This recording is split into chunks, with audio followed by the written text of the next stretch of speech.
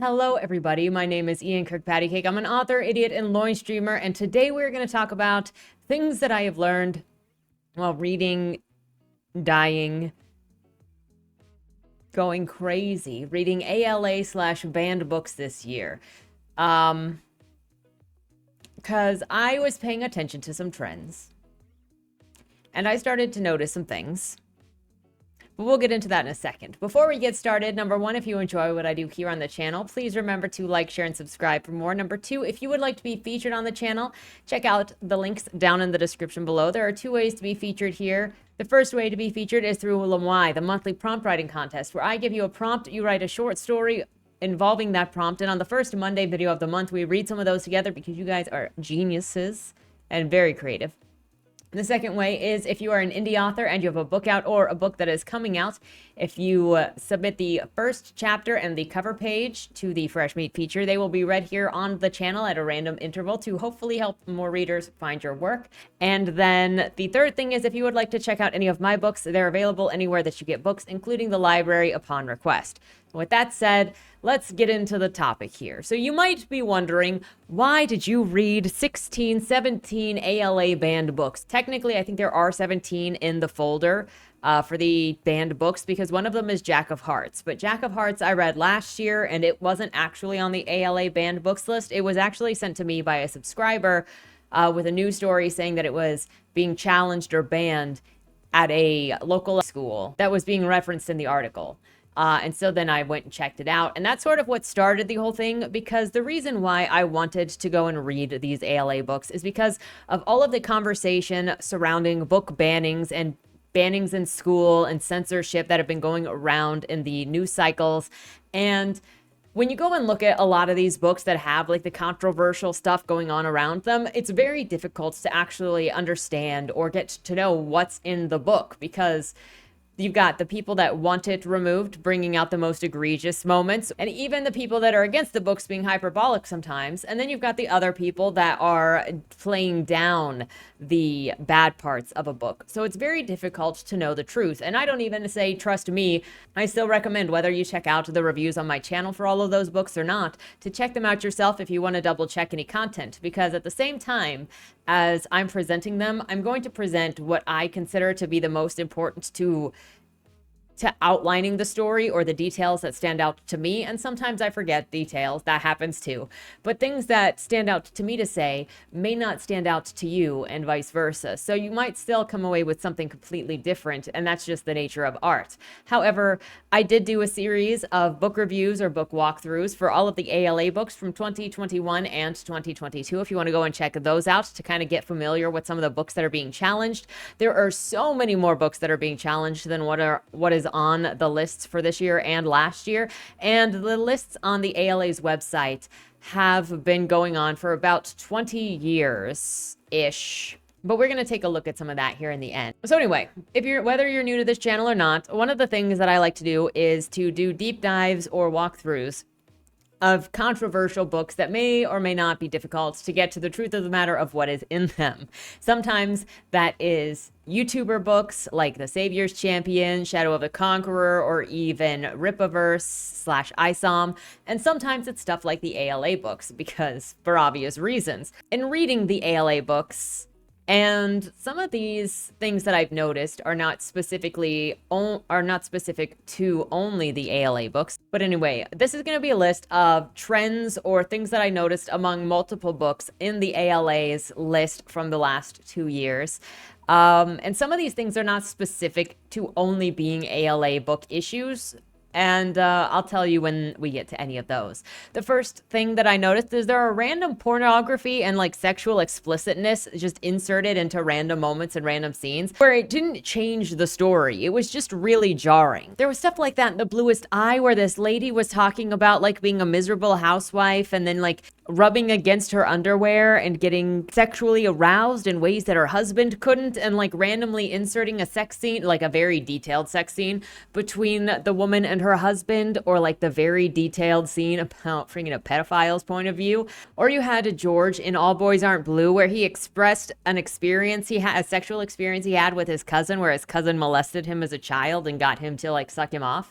And it's all treated very nonchalantly. It's never actually addressed. You had a couple of moments in Out of Darkness where it was like Naomi was in the bathtub and she was 4 years old at her new stepdad's house, and then he walks into the bathroom and then just jacks off into the sink and then walks out. It was like a paragraph, but it's like, why did you insert that? It didn't do anything. It didn't mean anything. And this is something that I've seen in a lot of contemporary books, actually. I'd have to read more books in the last couple of decades to see if there's more than just The Bluest Eye that did this regularly. But Out of Darkness was published in the last couple of years. So there is that. All Boys Aren't Blue has also been done in the last couple of years. But there are a lot of like really random, just explicit sexual moments that don't change the story, that don't add anything, that are just kind of inserted randomly. And I've seen this in so many contemporary books. There was also the teaching children how to use Grindr randomly in this book that is just, it says that it's posited as it's sold to parents as a book to help kids understand sexuality. But when you open it, it's also like, BT dubs, this is a manual to teach you how to be gay. And then it literally has a section on how to use Grindr, how to upload a picture, safety on Grindr. And the book is marketed towards preteens. Now, I think if you go to the publisher's website, it still says it is like gauged for 14 to 17-year-olds, which that age is still underneath what is acceptable to legally use Grindr. So you really don't need to get into the how-tos of using Grindr. If this book wanted to be like, when you get older, when you're ready to date, if you want to meet somebody that's like you, then you could use apps. But then you don't have to go into the details of how to use the app, how to upload things, how to be safe when you are meeting people on apps, because all that is doing is training children how to use these apps and break the law and meet people that are going to be dangerous for them to meet, especially if they're hiding everything from their parents. So anyway, point being, in a lot of these books, there are very random, sexually explicit moments in discussion, very nonchalantly treated sexual experiences, sexual explicitness, and that was a constant theme. There were an excess of rape subplots or rape happenings in a lot of these banned books. And then probably about half of that, if not maybe 3/4 of those books, also contained pedophilia in one form or another, or specifically the sexual exploitation, molestation, or assault on a child. There was, like I just said, The Bluest Eye had a whole entire perspective of a pedophile. I don't know what that is all about, but it's excessive. I don't even have anything against rape storylines. It was just like, my guy, I am reading 17 books. I am reading 17 of these in a row. Can we not? One of the interesting things with the ALA's listing, though, is I'm not sure how they gather the information and then how they categorize the information. I don't know if the categories on the ALA's website have to do with the categorization from the ALA or the categorization from the districts that are removing the books, because the way that the ALA gets the book information is they put in a request for information from the school districts and then collect that information and then put it on their website. And so I don't know if when they're listing it was banned for these reasons or challenged for these reasons, if those reasons are selectable boxes from the ALA side, or if those are just the general rules that are with the school districts, because one of the things that is missing is a pedophilia perspective or abuse like that. And so then when something says classification for being sexually explicit or claimed to be sexually explicit, you don't know how it's sexually explicit or why it's considered sexually explicit. And I think in some cases there should be a section that says it's sexually explicit for conversation versus sexual explicitness for description, because I would put a difference between what happens in The Lawn Boy, where he's constantly talking about having put a dick in his mouth when he was 10 years old as he's harassing somebody.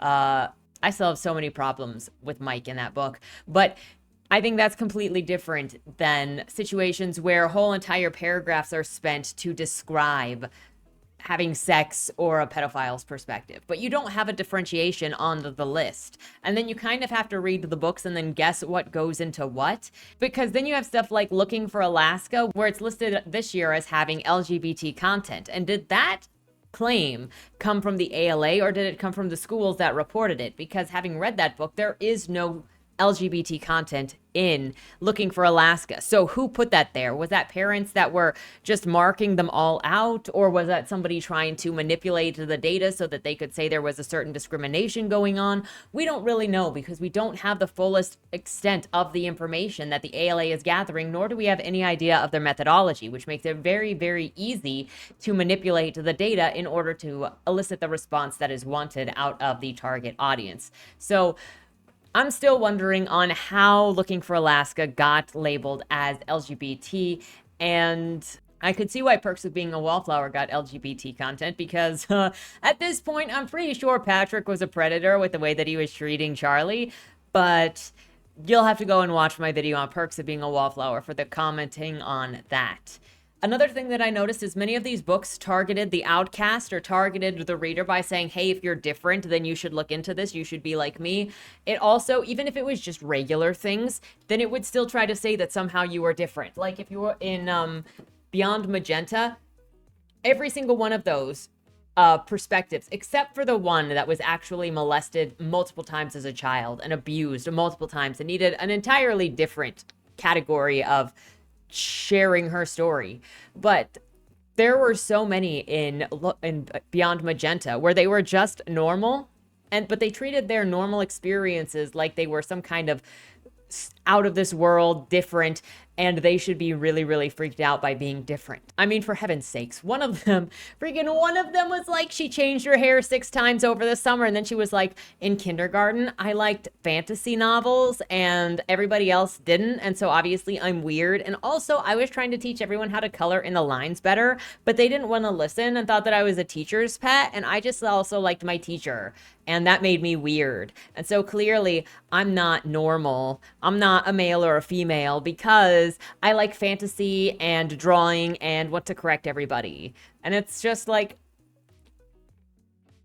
there was another one that was in there that the girl said she was basically better than all the other girls because she didn't talk about the boys, and she didn't talk about sex, and she didn't talk about dating. She was interested in bigger brain things. So she was better than her peers. And there was a lot of that going on in those books. But this book is gay also did the same thing, where it was like, do you feel strange? Do you feel like you don't fit in with your peers? Do you want a family of other weirdos? Then come to us, because we won't judge you. And it liked to lay it on very heavy. There was a section in there too that said, well, now that you've found out that you're part of the tent, there are 3 ways that you can go. You can accept that you are gay and just never say anything about it and go and live this life of loneliness, abject loneliness. You can reject being gay altogether and go and try to live a normal life. Or you can embrace being gay as your entire personality and get a whole bunch of friends and families who love you for who you are. And that's just like such a manipulation tactic, my guy. These books are all targeted at like 10 to 14-year-olds, 10 to 16-year-olds that are into that period specifically of being a very, there's so much turmoil there. There is so much like not sure of what to do. There's so much trying to figure yourself out at that age that you don't know how necessarily you like to dress or who you really are.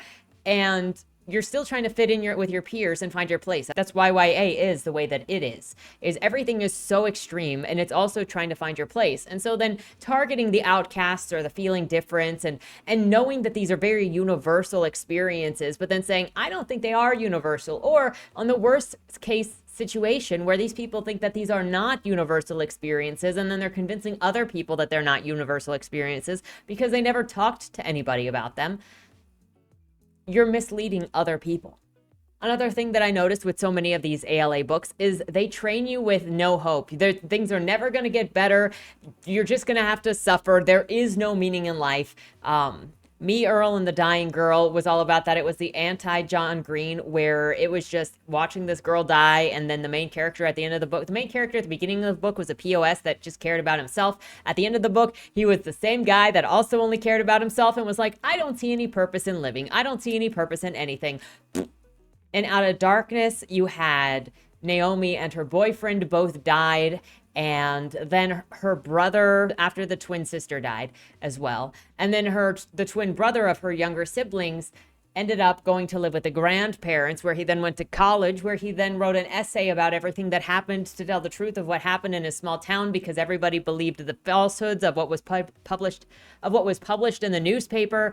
And then it does a call to action to the reader to go and make things better. The Hate You Give also ends with a call to action to and a bunch of real people's names after this fictional book, where it's like, things are never going to get better because this is just the way that it is. And a lot of these books, it's really insane to put so much no hope in books that are meant for teenagers, because what you think teenagers are already depressed and you're going to tell them that everything sucks, everything will always suck, and there's no way to make it better, screw you? Really? Like, there's a place for that for sure. People love angst, but like constantly selling no hope, pointlessness, nihilism in everything. I know it's not in everything, it's just in these books, but that's one of the reasons, these books may deserve to be given the kaboot, because they are so negative. Another thing that many of them have was their ahistoricalness about them, or sold as history, needs to be kept in school because it's historical. However, it's not historical at all. One of those cases would be Out of Darkness, which in the author's note at the end of the book, the author actually says the book was inspired by an actual explosion that did happen in Texas. However, she rewrote what the response would be like. She rewrote what society was like at the time in order to make her point. But if you do that, you're writing alternate history, which means your book is not historical anymore. It's alt history. So keeping it in school as a training utensil, or as something to say, this is what racism in America looks like, when you've already changed what it looks like, is you're just going to slander the target of who you're talking about. And it happens a lot. You've got references to people in the nonfiction books that are inaccurate to the truth. Like with All Boys Aren't Blue, you have a whole section where George is denigrating the entirety of American history, saying that all of American history is a lie written by white men, and everybody sucks, and everybody is a liar, especially white men, and don't trust anything, but you can trust him, Malcolm X, and MLK. Everybody else is a liar, though.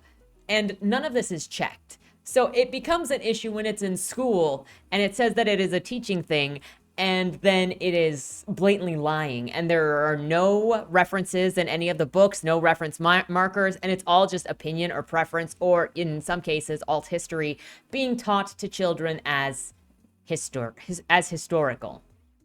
Which will then make people think that things are worse than they are, or worse than they were, or in worst case scenarios, completely confuse people, what with like All Boys Aren't Blue. In addition to the ahistorical information that is based on reality, you also have unchecked lies in memoirs. Like, again, with All Boys Aren't Blue, George claims to have been the inventor of the word honey child, but if you look even at a basic timeline, there was a CD from New Zealand or Australia called Honey Child in like the 60s, and I'm pretty sure Honey Child did not just come about in the 90s because some random child on a playground started saying honey child. Now, I could have accepted that if he learned about it or came up with it for the first time on the spot then and didn't realize that he may have heard it somewhere else before. But the kid in the book legitimately claims that he invented that word in the 90s, and then he spread it among his classmates, and then it got his classmates in trouble because they were talking like girls, and their mom got mad they were talking like girls. And this became this whole thing of how it's his language that he then had taken from him by straight people, and it's ahistorical. Come on. And then you've got Lawn Boy, which on its Wikipedia page says that it is semi-autobiographical, but the author of Lawn Boy is a white man married to a woman, looks upper middle class, has lived on an island in Washington state. And the main character of his semi-autobiographical book is a Mexican landscaper who is bottom of the barrel, poor, and ends up being gay at the end of the book. So then as I was reading it, I was like, how is this autobiographical or even semi-autobiographical? It's kind of a lie to say that. The only point that I could get from that is that he was actually one of the rich people looking outside the window at the landscapers in his neighbor's yards and then daydreaming about what it would be like if you were that guy, and then wrote the book about that. That was as far as the semi-autobiographical went, because otherwise, what is it? And somehow this is selling this stuff.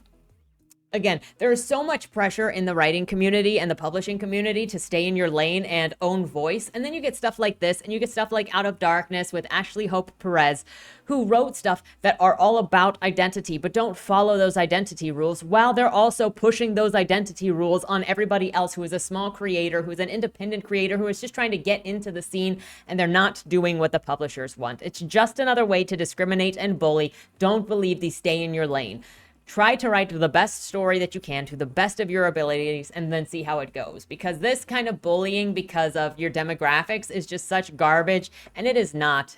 It is not true in any form, and it actually makes you less empathetic because you're forcing people, or you're forcing yourself to stay in this box of people who look like you are the only ones who can feel like you and nobody else can. And that is going to harm you emotionally and mentally going forward in your maturation of just who you are.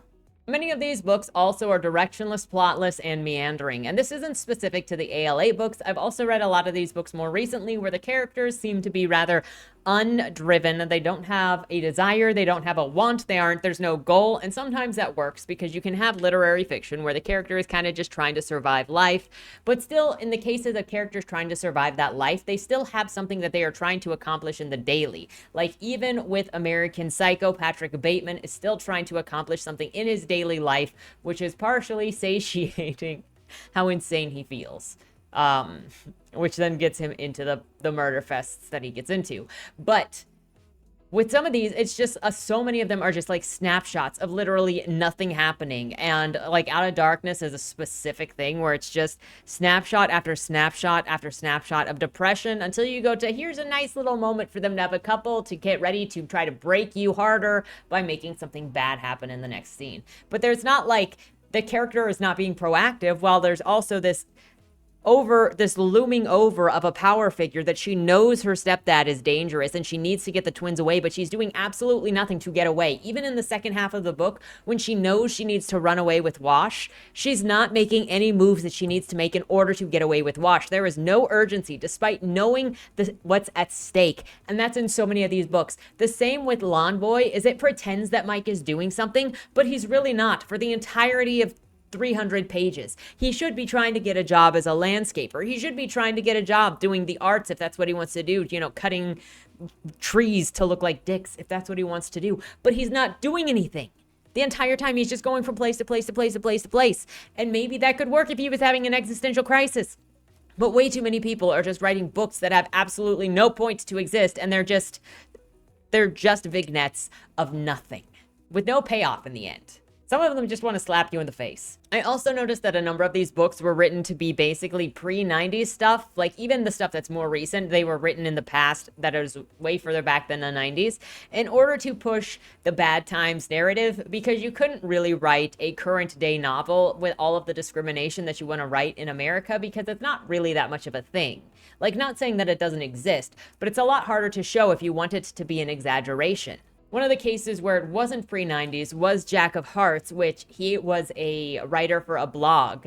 And in that, the discrimination was pretty much he was just being stalked by this straight girl who wanted to date him. So she started sending him threats in his locker that she was going to like expose him on the blog or something. But it's just like, it's so dumb. All the straight people in Jack of Hearts were evil. Like, that's also a common thread between them, is all the white people are evil, all the straight people are evil. A lot of these books are also written by bougie upper class people who act like saviors for the plebeians and the poors, just to show off to their friends. That's specifically what friggin' Lawn Boy felt like. This guy is going to parties I wrote about, being below the bourgeoisie. I wrote about being the working class, the poor working class, and I feel good. I understand the pain. I highly recommend you go and watch the video for the Lawn Boy if you want to really understand it, because there are so many quotes in that book that will make you understand how this feels like a fart-sniffing rich man saying that he understands the poors. It was genuinely something. And then a lot of the books that say that they are banned use that as a marketing tool to hide sexually explicit content. This also isn't specific to the ALA list. It's been used more and more recently by indie books to sell very explicit stuff. This was used to sell The Wild and many of the other books that have come out of Webster, what's her name, whatever, The Wild and Free, when really it's just extremely sexually explicit content, erotica in some cases. And as you'll see with the ALA, a majority of the books are sexually explicit. And then they say banned book in order to get that moral outrage from inside of you pulled out so that you will respond to what they are selling and then go and buy it. Because there are so many people that just want to support against book banning and censorship that they don't even look into what it is that is being talked about and just want to show support to the person that is being oppressed. So it has become a marketing tool, and it has become a marketing tool also in the way of saying this is too hot for Amazon, this is too explicit for Amazon, this is the freakiest thing that you will ever see,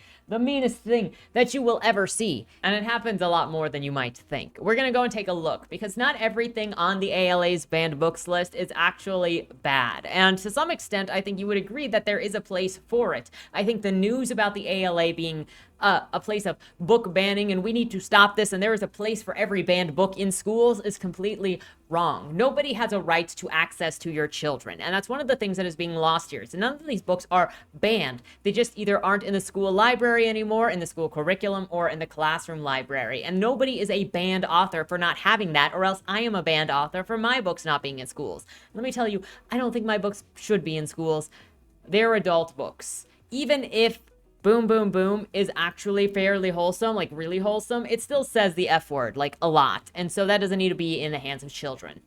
After looking at a lot of these books, all I can say is I feel like the ALA's reporting is dishonest. They switched this year to saying claimed sexually explicit instead of sexually explicit. So now they are doubting even the reports that they are getting instead of just saying people said this. They don't say what grades the books were removed from, so you have no idea if some of these books that were sexually explicit that would be perfectly fine for older teenagers in high school were also in the hands of 6-year-olds. You have no idea if these are middle schools, grade schools, or high schools unless you can find it in the news, and then maybe because you also have no geographical location for where these challenges are coming from.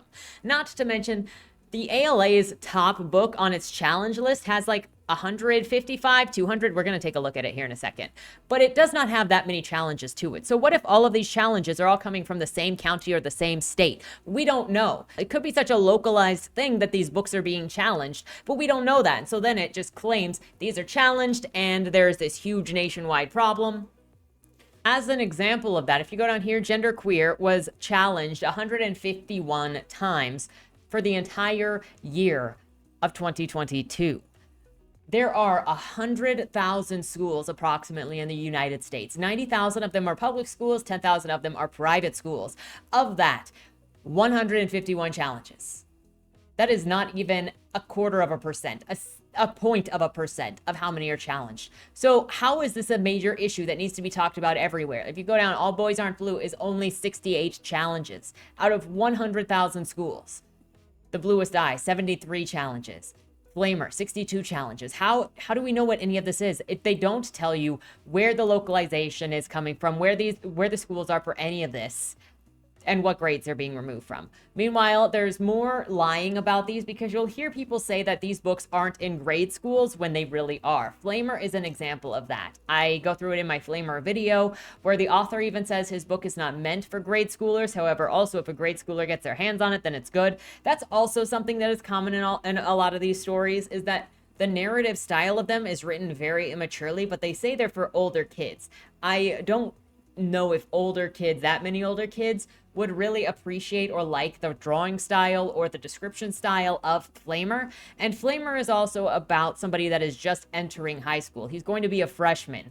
So I don't know what the likelihood is of high school students trying to read about an experience or wanting to read about an experience of somebody younger than them going through a phase that they've already gone through. And so there's something off in the way that these are being marketed. I think there's lies going on, but then again, that's my supposition, so I'm going to give it to that I can only suppose based on what I'm seeing.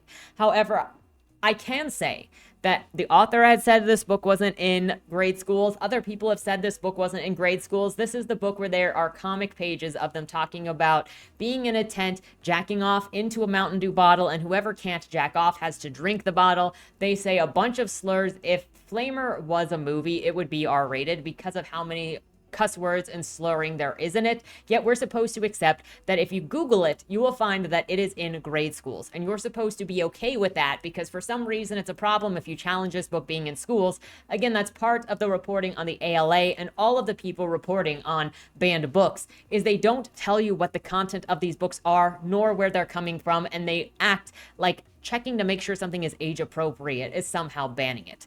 That happens so much. But not every book needs to be in school, and there are times and places when it is appropriate to remove for curation. If we go here, so this year, let's go through this year's really quick. So we got gender queer, which I don't think is appropriate for school. It's also written younger. It's not a coherent memoir. It's just like a random emotion journal, if you ask me, if you go check it out. I don't think that really needs to be in school. It doesn't offer anything of any value. All Boys Aren't Blue is also written to be a little bit more on the immature side from the vocal style of it. It's also nothing happens, and he actually lives a very privileged life and then pretends that he's this somehow super oppressed despite having a very upper middle class / middle class where he gets to go on vacation to another state every single year, totally paid for.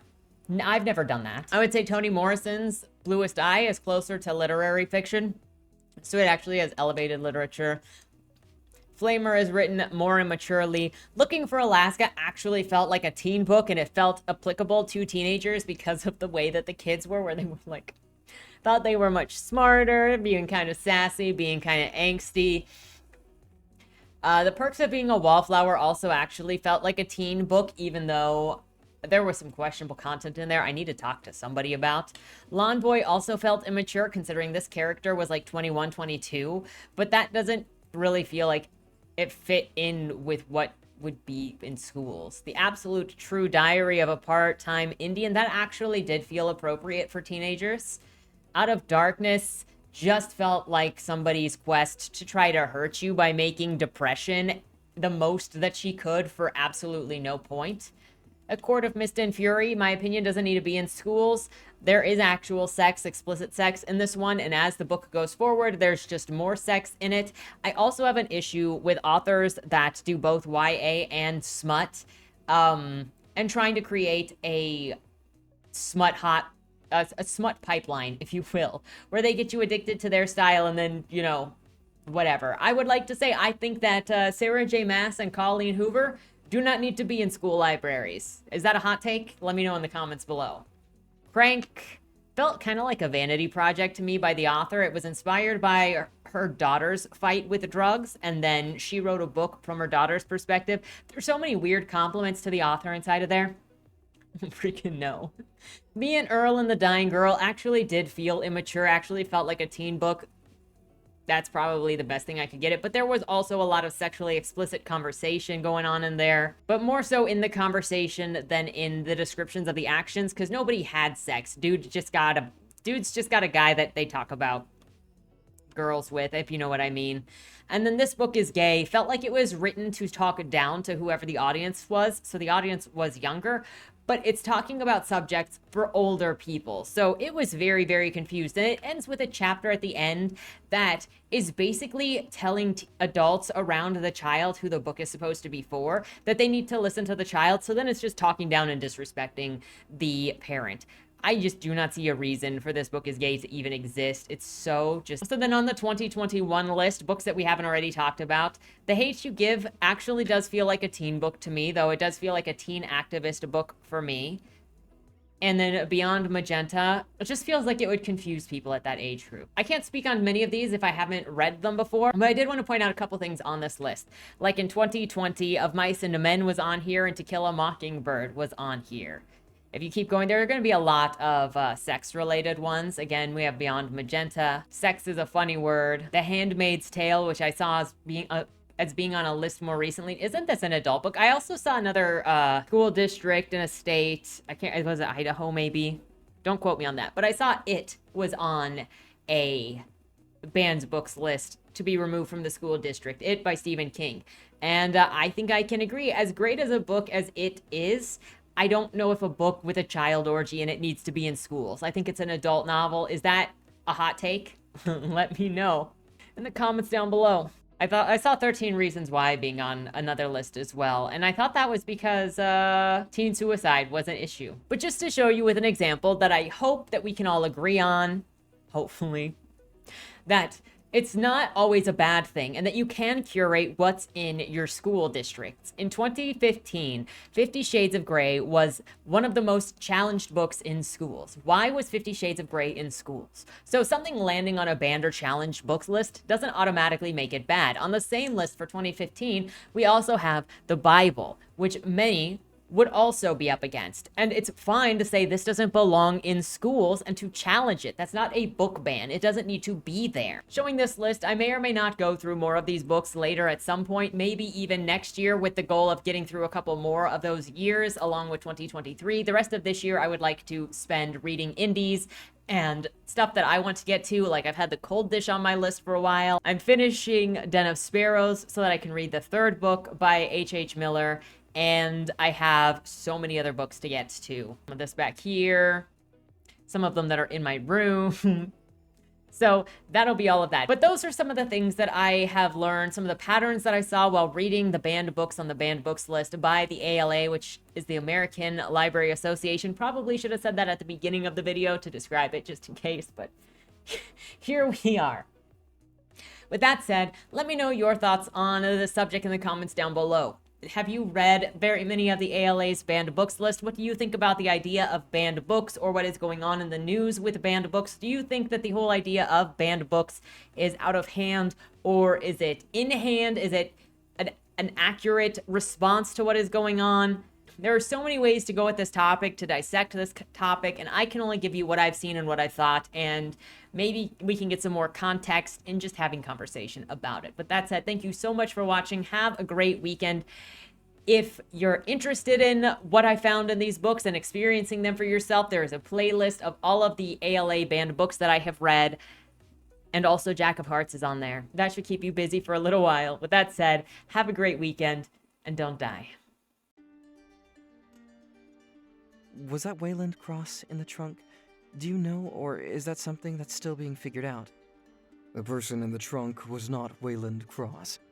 Is he in trouble? We don't know who did it, but as the owner of the car, the longer he's missing, the worse it looks for him.